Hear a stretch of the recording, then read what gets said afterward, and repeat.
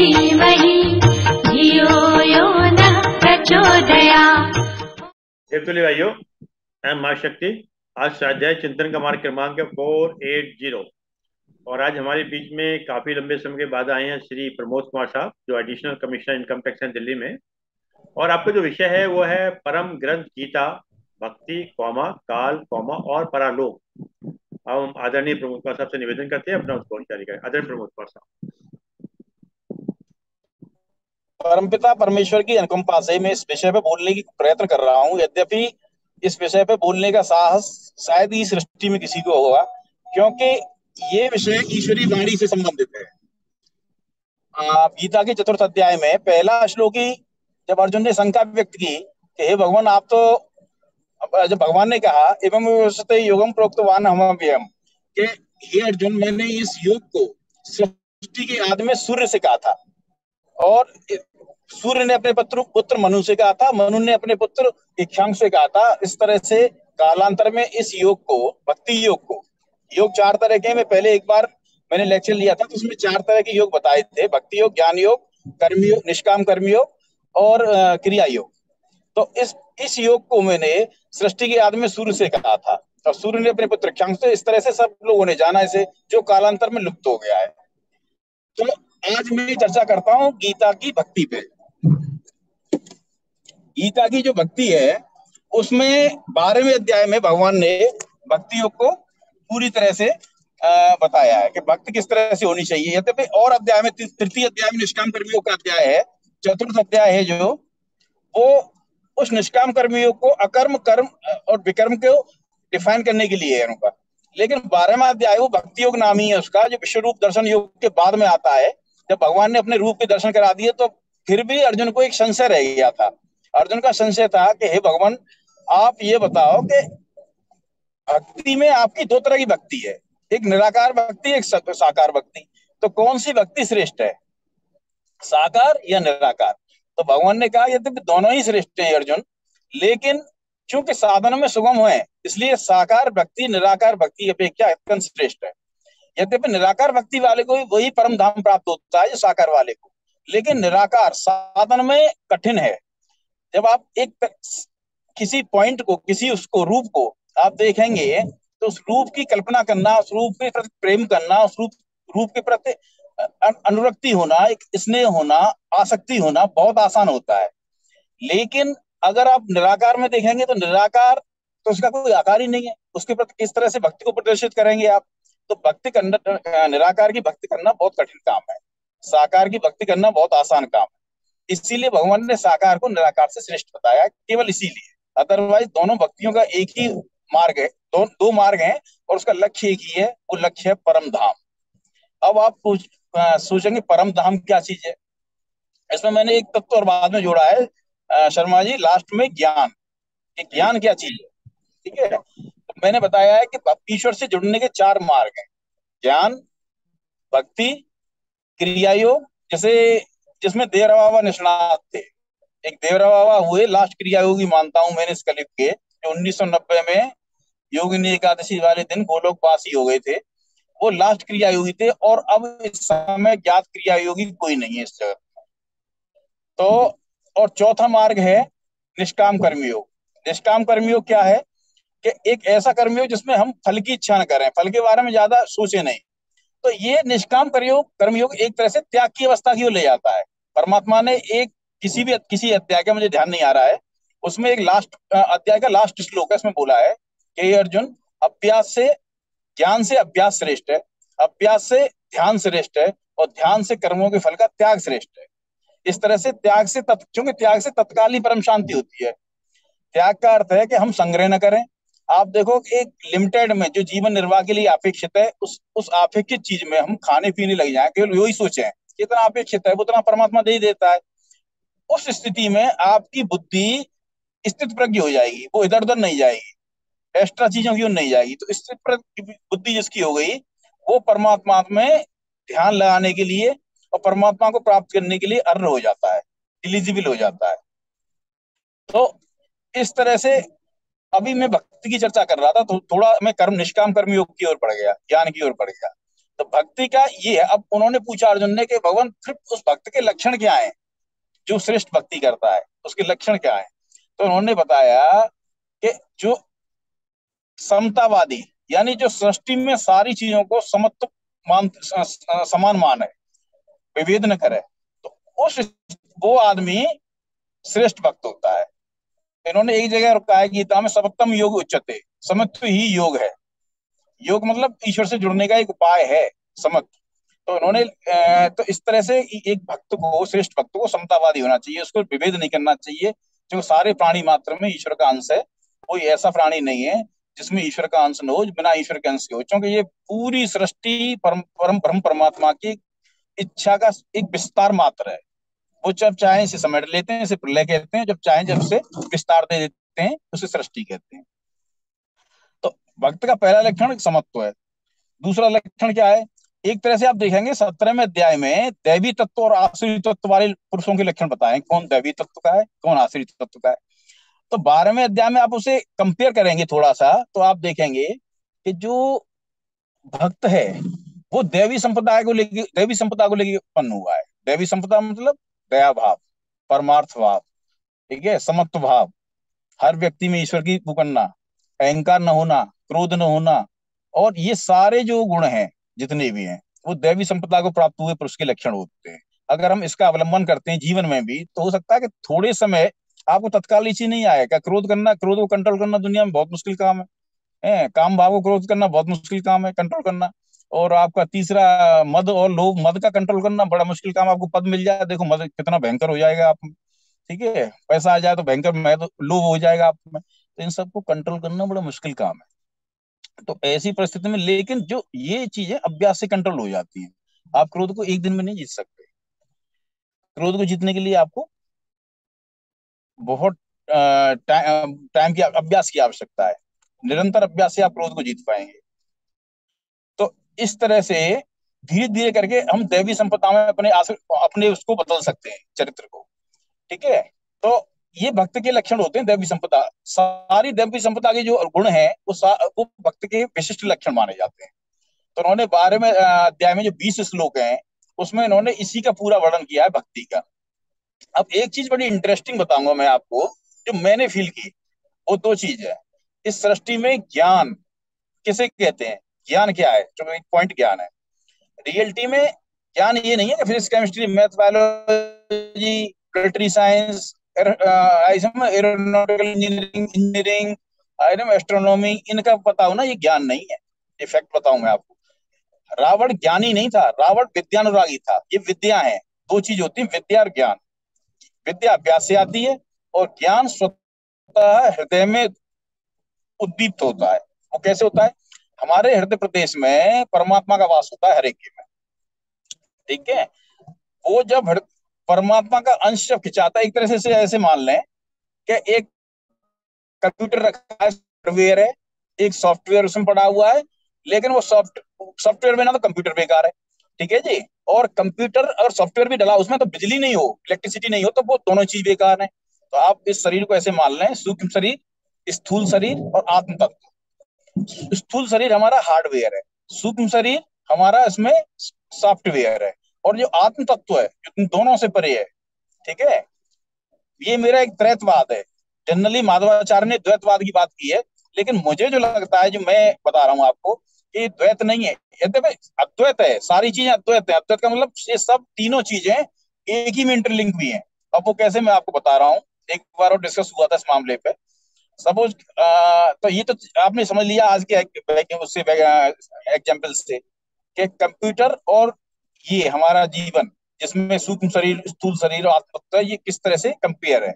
अब उसमें इलेक्ट्रिसिटी चली जाती है तो कंप्यूटर बंद ही हो जाता है, जब भले ही सॉफ्टवेयर कितना भी हाई क्लास हो।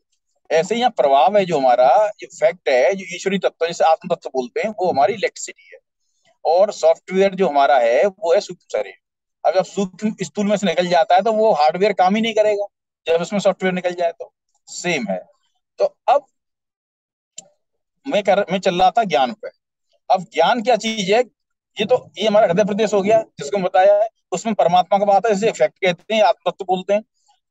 तो उसमें जो उद्दीप्ति होती है, वो उद्दीप्ति होती कैसे है, बड़ी इंटरेस्टिंग चीज है, ठीक है, विद्या को तो हम क्या है, कुछ नहीं, इंजीनियरिंग करनी है, मैं कर लो, ठीक है, अभ्यास कर लो, 2 4 6 दिन 10 दिन महीने भर साल भर पढ़ लो उसे, तो वो पूरा रट जाता है आदमी को, आदमी को समझ में आ जाता है, चाहे वो आदमी कैसा भी हो, चाहे वो क्रोधी हो तो उसकी समझ में आएगा, चाहे वो खूब दयावान हो उसकी समझ में आएगा। लेकिन लेकिन लेकिन आप ज्ञान को नहीं ला सकते। रावण एक विद्यानुरागी था, दुनिया की सारी विद्याएं उससे आती थी, लेकिन वो ज्ञानी नहीं था।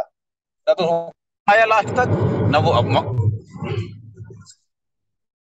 न तो वो क्रोध जीत पाया, न वो अहंकार को जीत पाया, और न ही वो काम को जीत, लेकिन विद्या सब आती थी उस पर।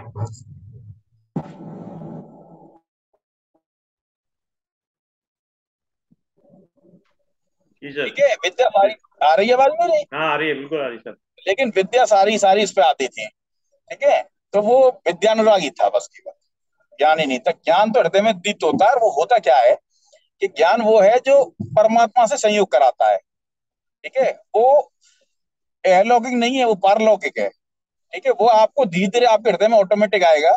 ठीक है, जैसे जैसे तो आप परमात्मा की तरफ बढ़ोगे तो ज्ञान की प्राप्ति होती रहेगी, ज्ञान दीप्त होता रहेगा आपको, और नई नई चीज आपको ऐसी पता चलेंगी, बहुत स्पेशल। अब मैं एक नई चीज की बताता हूँ, जो पिछले कुछ समय से, अब वो ज्ञान कब उद्दीप्त होता है, जब आप गीता जो कि ईश्वरी वाणी है उसके सिद्धांतों को जीवन में उतारना प्रारंभ कर दोगे। मानना नहीं, पढ़ना नहीं, पढ़ना तो बहुत आसान काम है, सामने रखिए हमने पढ़ ली, तो उसका उससे कोई असर नहीं पड़ता है। पढ़ने से ये होता है कि हम बार बार पढ़ते हैं ना, तो हमारा मस्तिष्क उसी ओर जाता है, और फिर हम उसका पालन करना शुरू करते हैं, और जब पालन करना शुरू करते हैं ना, तो वो ज्ञान की दीप्ति होती है, और लंबे समय बाद, 2 4 6 साल बाद, ऐसा नहीं एकदम।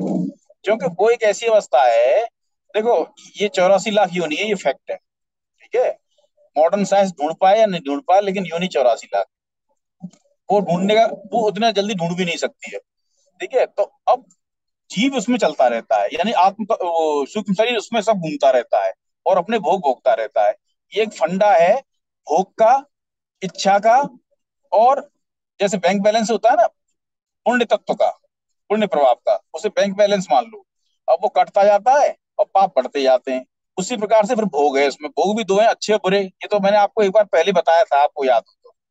फिलहाल बात आती है ज्ञान पे। अब ज्ञान एक चीज का मैं अपना पर्सनल वो बताऊंगा। मैं इसको बहुत दिन से सोच रहा था कि ये स्वर्ग कहाँ है और नरक कहाँ है, और ये एक लोक और है, परमात्मा ने जो बताया है परम धाम। बार बार वो गीता में कई बार उन्होंने परम धाम का जिक्र किया है। वो परम धाम वो चीज है, स्वर्ग लोक तो भोग लोक है, पृथ्वी लोक मृत्यु लोक है, कर्म लोक है, नरक लोक भी भोग लोक है, चंद्र लोक भी भोग लोक है, और ये सारे भोग के लोक हैं। जहां हम जाते हैं कि वहां कर्म नहीं कर किए जाते, वहां केवल भोग भोगने के लिए जाते हैं, और कर्म यही करते हैं फिर आगे। तो ऐसी कंडीशन में एक चीज की और एक लोक के बारे में और बताया हुआ है, परम धाम। अर्जुन परम धाम में जाके, मेरा मतलब कोई भी व्यक्ति फिर दोबारा जन्म नहीं लेता है, वो हमेशा के लिए मोक्ष प्राप्त हो जाता है उसे। तो मैं कई दिन से सोच रहा था कि ये आखिर ऐसी चीज क्या है कि परम धाम और ये सब चीजें क्या मैटर है। तो मेरे हो सकता है मेरे हृदय में परमात्मा की असीम अनुकंपा हुई, उद्दीप्त हुआ। ये है कहाँ, क्या ये चल के आया जाता है, या सूक्ष्म शरीर जब निकलता है स्थूल से तो क्या वो चल के जाता है, या इसे यमराज ले जाते हैं, या फिर है क्या। रियलिटी में ये है कि ये कई आयाम है जो मुझे महसूस हुआ। ठीक है, ये आयाम है कई, वो और दूसरी ये नहीं है, कहीं चल के नहीं आ सकता है।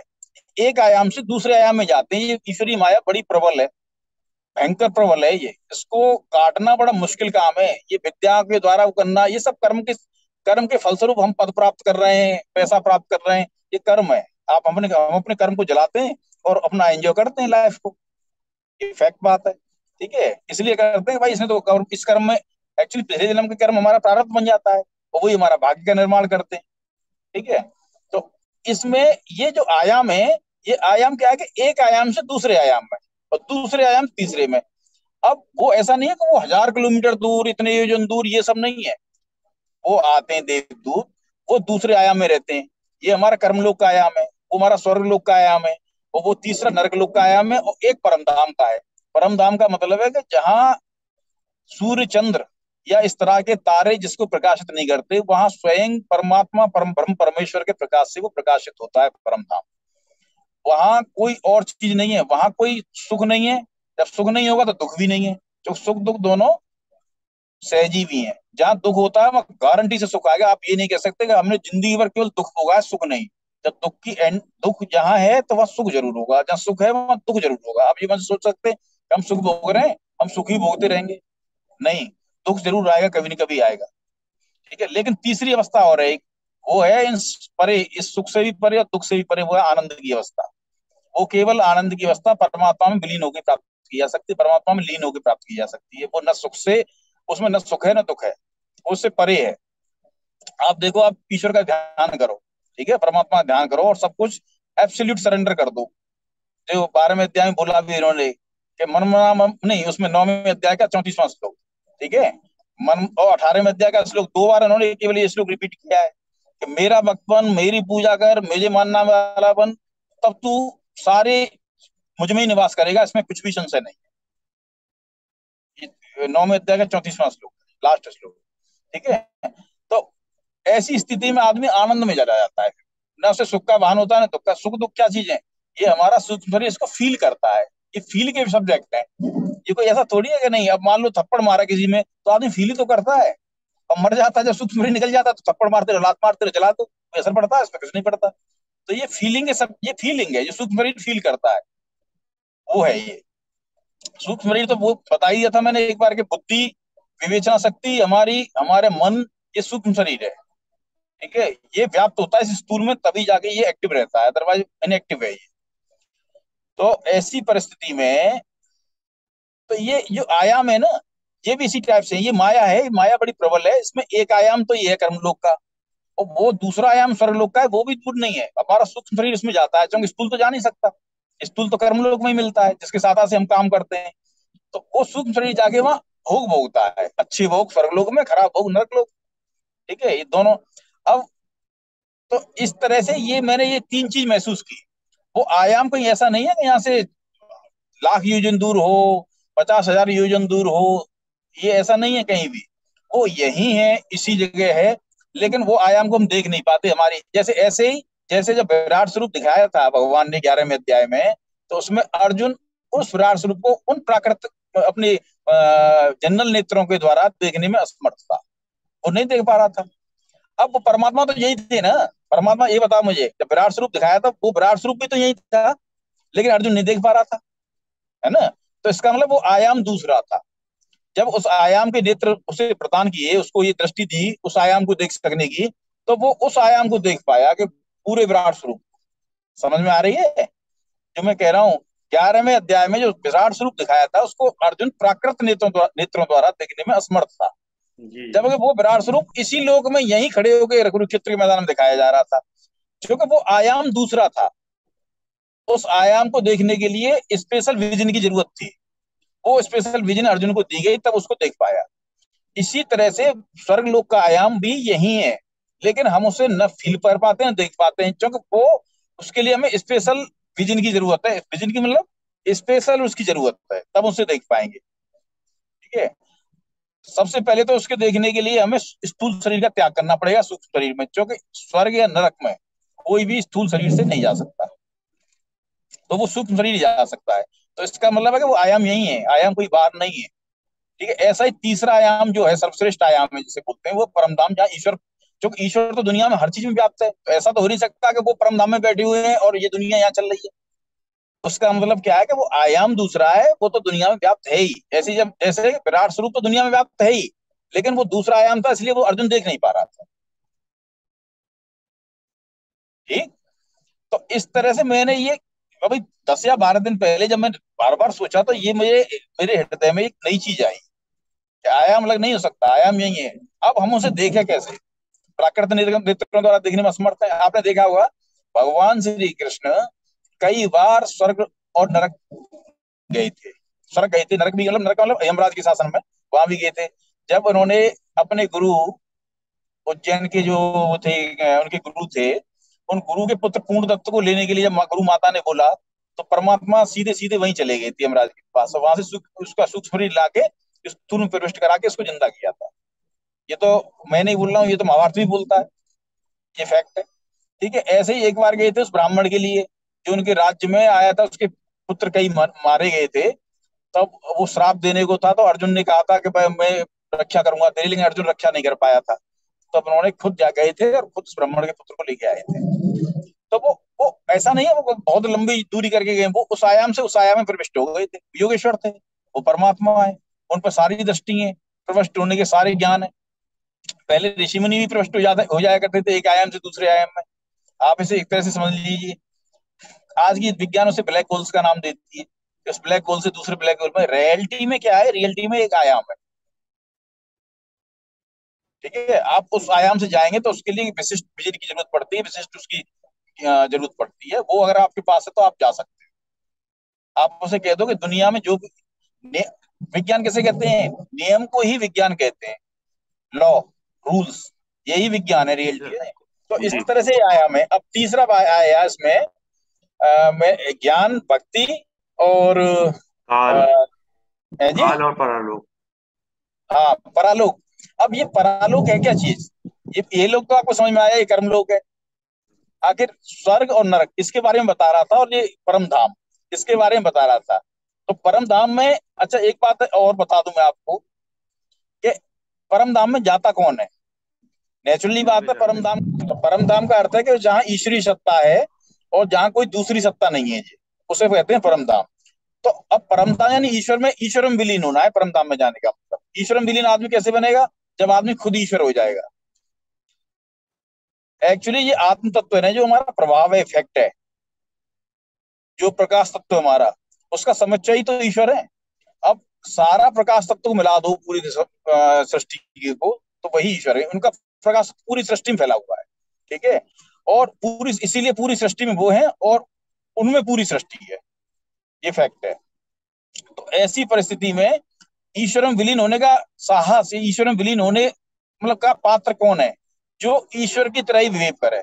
ईश्वर क्या है, वो समतावादी है, समत्व भाव है, वो कभी भी क्रोध नहीं करते। ठीक है, इन सबसे परे हैं। तो आदमी को, व्यक्ति को अगर ईश्वर में विलीन होना है तो उससे पहले इन सबसे परे होना होगा। उससे काम, क्रोध, मद, लोभ, मोह, अहंकार, ये अपरा प्रकृति 8 प्रकार की, इससे परे नहीं होगा व्यक्ति जब तक। और आसक्ति से रहित, ये आसक्ति 8वीं है, आसक्ति से रहित नहीं होगा। ये मेरा, ये मेरा, ये मेरा करते रहो, मर जाओ, चले जाओ, कोई किसी का नहीं है। अगले जन्म में वो तुम्हारा बाप बनेगा कि बेटा बनेगा, दुश्मन बनेगा, ये कोई नहीं जानता है कौन क्या है।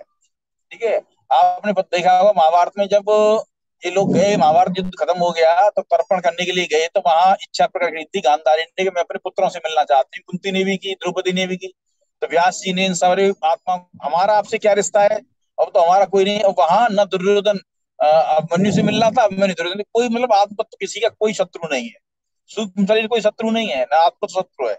शत्रु तो स्थूल है। इस दुनिया में हम जब माया के अधीन हो जाते हैं ना, अपरा प्रकृति के अधीन हो जाते हैं, तब एक दूसरे के दुश्मन भी हैं, एक दूसरे के शत्रु भी हैं, एक दूसरे के मित्र भी हैं। ठीक है, और सगे संबंधी नाते जा रहे हैं। टेक्निकली कोई किसी का कुछ नहीं है, ये फैक्ट है। ये हम पहले अप्रकट थे, बीच में प्रकट हैं और बाद में अप्रकट हो जाने वाले, ये भी फैक्ट है। बीच में मृत्यु लोक में केवल प्रकट है, और उसके पीछे हम संग्रह करने की चेष्टा करते हैं, ये करो वो करो, और फिर यही छोड़ के चल देते हैं सबको उठा के। एक्चुअली क्या है कि समाज कल्याण के लिए किए जाने वाला कोई कार्य बुरा नहीं होता है, वो सारे कार्य बढ़िया होते हैं, उसे यज्ञ बोलते हैं। प्राचीन के समय में यज्ञ बोलते थे, वो ऐसा नहीं था कि उसमें अग्निकुंड बना लिया, उसमें हमने, एक्चुअली यज्ञ का अर्थ था कि प्राणी मात्र को, उसमें जन समुदाय नहीं है, केवल व्यक्ति नहीं है, मनुष्य ही नहीं है, उसमें पशु पक्षी भी हैं, वृक्ष भी हैं, प्रकृति भी है, उन सबके कल्याण के हेतु कार्य करना। आपने सुना होगा कि जब युधिष्ठिर का राष्ट्रीय युद्ध खत्म हुआ, तो भगवान श्री कृष्ण ने युधिष्ठिर को अहंकार होने लगा, तो एक उनकी प्रेरणा से एक नेवला प्रकट हुआ, सुनहरा। सुनहरे नेवला की किताब पढ़ी होगी। उसने बताया कि युधिष्ठिर के यज्ञ से वो हंसने लगा। तो उसने पूछा क्यों हंस रहा है, कि मुझे इस युधिष्ठिर से के यज्ञ से उस काकुति नाम के एक ब्राह्मण का यज्ञ बहुत श्रेष्ठ लगा।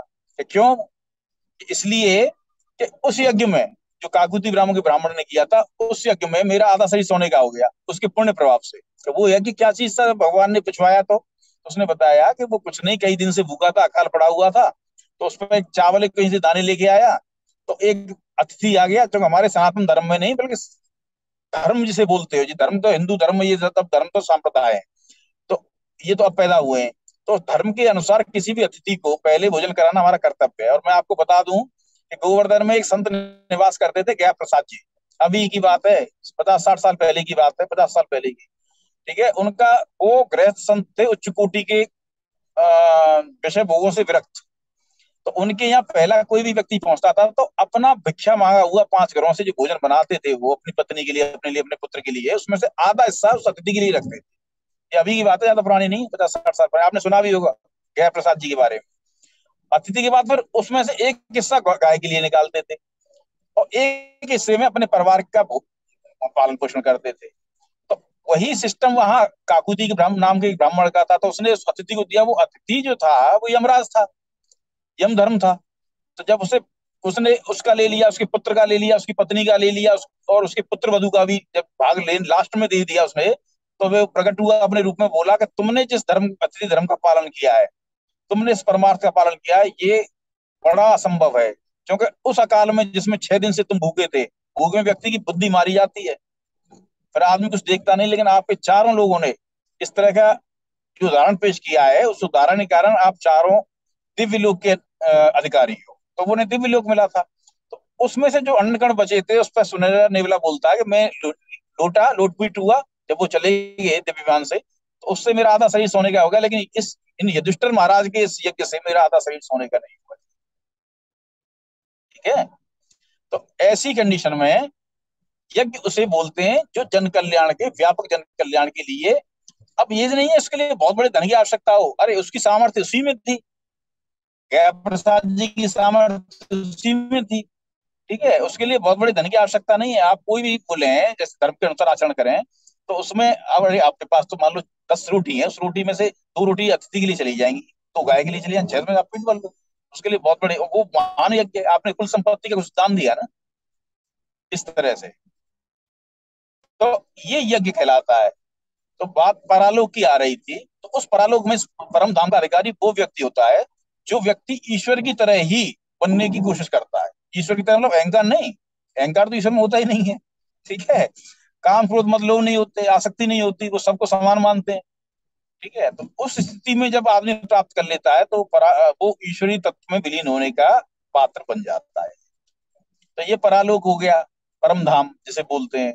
स्वर्ग और नरक की परिभाषा बता दी मैंने आपको, ये और ये कहाँ है ये बता दिया। अब इसके अलावा 5वां तत्व कौन सा है ये, 5वां पॉइंट कौन सा है? वो था ना है गीता, जी? भक्ति ज्ञान काल और परालोक। भक्ति अच्छा, परालोक ज्ञान लास्ट काल और में था। परालोक। हम्म, अच्छा हाँ, तो ज्ञान विषय पे मैंने डिस्कस किया। अब हम्म, बात आई कि ईश्वर को प्राप्त करने के लिए मार्ग कितने हैं। हम्म, नेचुरली ईश्वर को प्राप्त करने के लिए 4 मार्ग हैं, जिसके द्वारा उनसे संयोग किया सकता है। ये मैंने अभी भी बताया था, जिसमें भक्ति के बारे में बोल चुका, ज्ञान के बारे में बोल चुका। और तीसरा मार्ग है जो ईश्वर को प्राप्त करने, निष्काम कर्मयोग है। कर्मयोग ऐसा है कि भगवान ने भी बोला है कि हे अर्जुन, मैं कर्म किए बिना तो मैं भी नहीं रहता हूँ, इतने दुनिया में कोई कर्म मेरे लिए संभव नहीं है, मैं चाहूं जो हो सकता है। अब आपको पता होगा वो भी इस कर्म योग का पालन करने के लिए इस लोक में आते हैं, और इस लोक में एक मनुष्यों से आचरण करते हैं। यद्यपि उन्हें आवश्यकता नहीं है इस आचरण की, चाहे तो कुछ नहीं, कोई जरूरत नहीं है, लेकिन फिर भी मनुष्यों का आचरण करते हैं वो। क्योंकि इससे क्या होता है कि हमेशा ऊपर वाले का नीचे वाला व्यक्ति अनुसरण करता है। अगर ऊपर वाला कोई व्यक्ति गलत प्रपाटी डाल देता है तो नीचे वाला उसका एग्जाम्पल दे दे के उसी प्रपाटी पे चलता है। उसका रीजन ये है। तो परमात्मा ने इसीलिए वो खुद भी एक मनुष्य रूप में आते हैं, वो चाहे तो वहीं से मार डालें अताताइयों को, लेकिन ये अताता भी तो उन्हीं के रूप में है। क्या आप समझते हो? ये तो अपने उन्होंने एक सिद्धांत बनाया है, प्रिंसिपल, कर्म का सिद्धांत जिसे बोलते हैं। आप जैसे कर्म करोगे वो आपका पीछा आपके सूक्ष्म शरीर तक नहीं छोड़ेंगे। अच्छा, कर्म ज्यादातर आसक्ति के सहित किए जाते हैं। हमने ये काम कर रहे हैं, हम इसमें ये लाभ होगा, हमें ये काम कर रहे हैं तो इसमें ये हो जाएगा, तो इसे बोलते हैं आसक्ति वाले कर्म। अब आप निरासक्त भाव से करो, निष्काम भाव से करो, तो उस स्थिति में क्या होगा जी? निष्काम भाव से जो कर्म करते हैं तो उसमें उस कर्म का दोष उसको नहीं लगता है। ठीक है, 2 तरह के कर्म का दोष नहीं लगता, एक स्वाभाविक कर्म का और ये निष्काम भाव से किए जाने वाले कर्म का। उसमें कोई तुम्हारी हेतु ही नहीं है, कोई इच्छा नहीं है।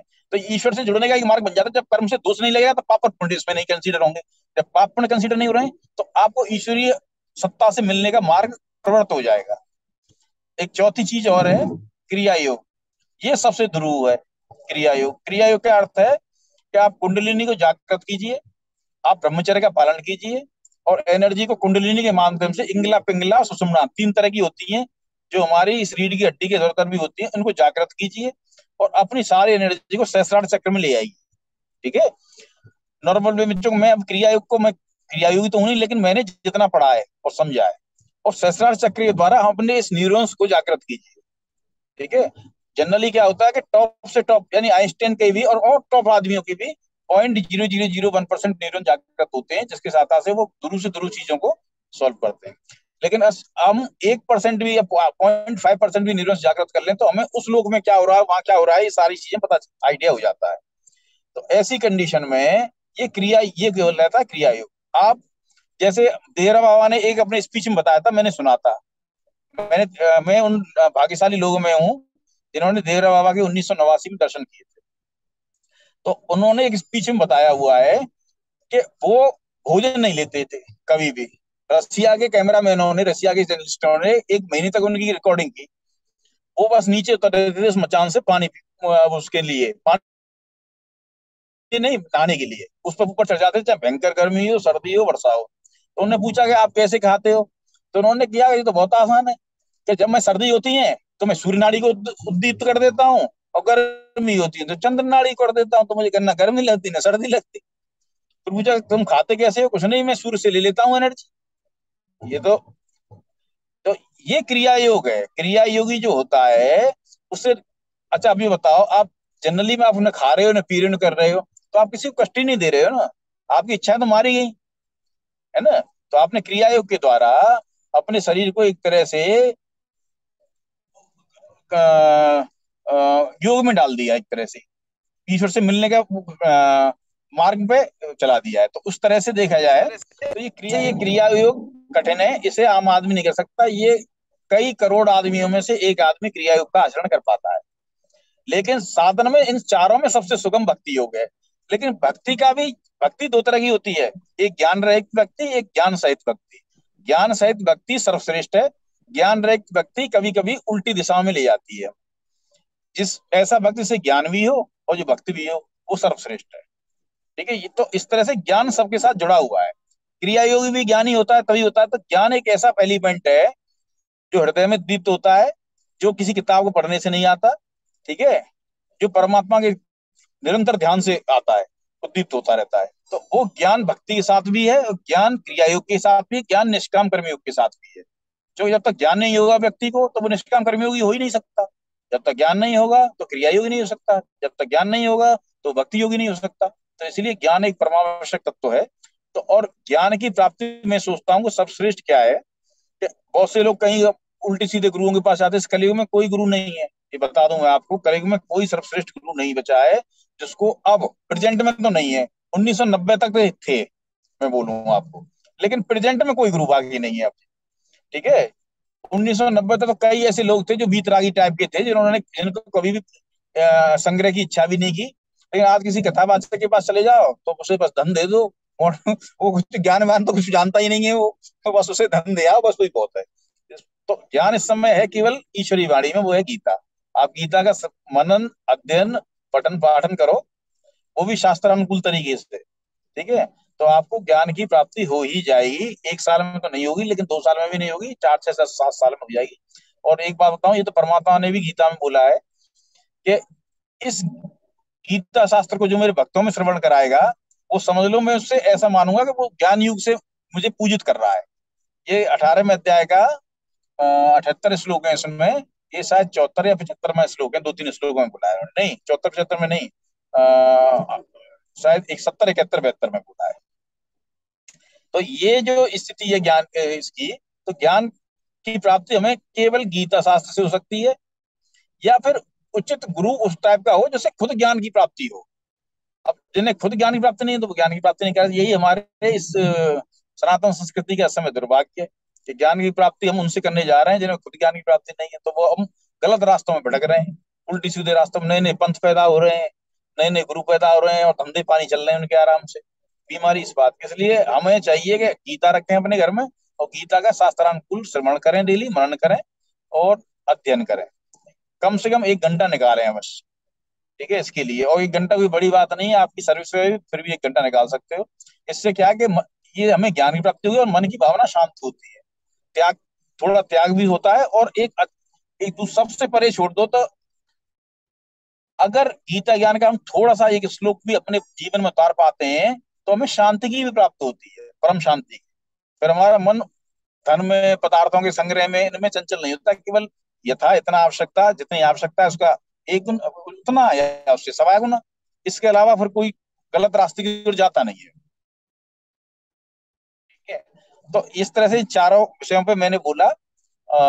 आज मैं सोचता हूँ कि समझ में आया होगा मेरा बोला हुआ जितना आया होगा। और शर्मा जी का धन्यवाद। इसी के साथ में अपनी बात को विराम देता हूँ। चलिए, मैं सभी लोगों को अनम्यूट करता हूँ, और इस संबंध में किसी की कोई जिज्ञासा बनती है तो आदरणीय प्रमोद कुमार साहब से पूछ सकते हैं, और अंत में हमारे प्रोफेसर डॉक्टर आर के काला साहब दो सब धन्यवाद के देंगे। श्री प्रमोद कुमार जी ने आज जिन विषम परिस्थितियों में कार में बैठे बैठे ही उद्बोधन दिया है, और वो तो मेरा पता नहीं, मैं बताऊं जी, हमेशा कार में बैठे दे पाता हूँ मैं आपको, कभी भी घर से नहीं दे पाया मैं। ऐसी, लेकिन जिस तरह से आपने बताया, परम धाम जो है ये कोई इतने योजन पार करके जाने की बात या किसी और जगह नहीं है, सिर्फ आयाम ही बदलना है। केवल जिस तरह से सकारात्मक सोच बदलते ही किनारे बदल जाते हैं, ऐसे ही आयाम बदल जाता है। क्योंकि ब्रह्मलोक तक जितने भी सारे लोग हैं सबसे लौट करके आना पड़ता है, लेकिन परम धाम एक ऐसा धाम है जहां न सूर्य अपना प्रकाश फैलाता है, न चंद्रमा और तारे, न विद्युत गण, सूर्य न शशांक न पावका। बेशक, तो वहां केवल परमात्मा का ही प्रकाश है, जिसके अंदर परम धाम में स्वयं ईश्वर विराजमान है। तो वहां जो जीव चला जाता है उसे लौट के संसार में आना नहीं पड़ता। तो जो भक्ति मार्ग आपने बताया है बेशक आसान है, पर भक्ति मार्ग को समझना प्रमोद कुमार जी का भी कठिन यह होता है कि भक्ति मार्ग का मतलब विग्रह अर्चना करना है, मूर्ति की पूजा करना है, या सुमिरन, सेवा, सत्संग, कीर्तन और समर्पण, शरणागति, श्रद्धा, ये सब मिला के भक्ति।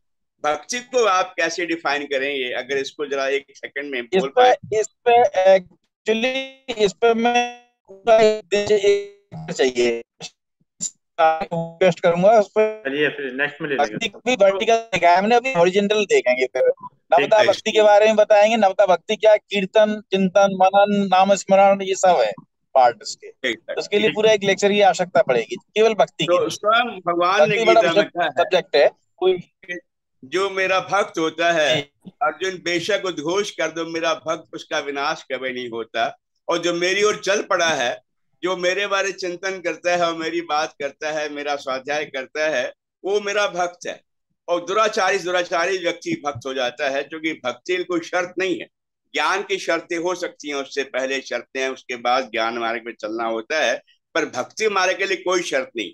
कोई भी मतलब दुराचारी से दुराचारी व्यक्ति मेरा भक्त हो सकता है, और मेरे भक्त का विनाश नहीं होता।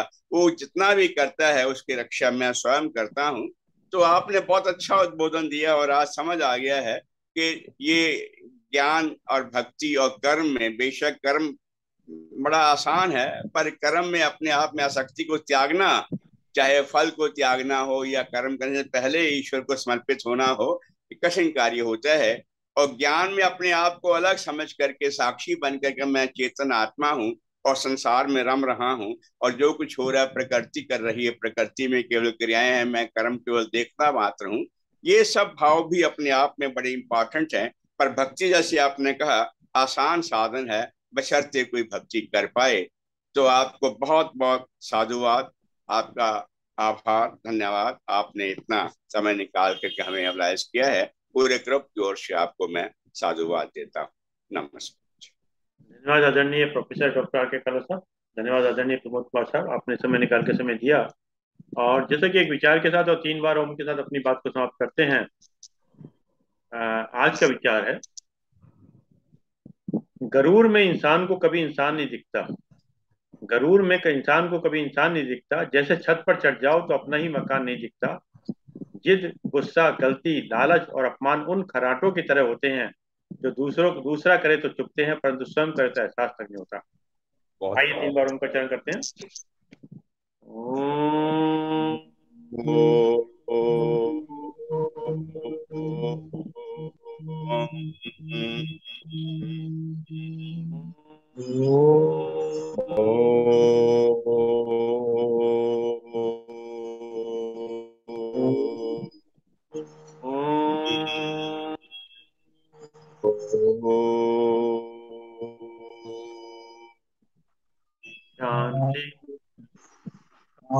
शांति शांति शांति। शांति। सभी को प्रणाम। नमस्कार।